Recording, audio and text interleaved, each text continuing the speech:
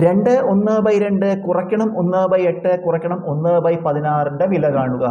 ഇത് മാത്രം മിക്സഡ് ഫ്രാക്ഷനാണ്. അപ്പോൾ അതിനെ മിക്സഡ് ഫ്രാക്ഷൻ മാറ്റുക. നമ്മൾ 2 × 2 4ഉം 1ഉം കൂട്ടിയ 5/2 കുറയ്ക്കണം 1/8 കുറയ്ക്കണം 1/16.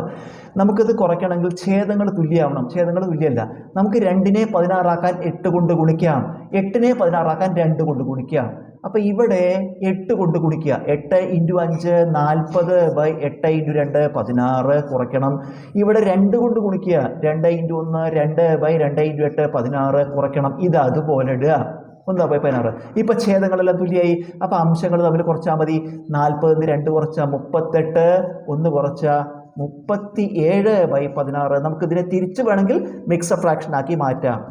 37 എത്ര 16? 2 16 32. ശിഷ്ടം ഒരു 5 വരും. അത് അംശമായിട്ട് എഴുതുക. ഛേദം 16. ഉത്തരം 2 5/16.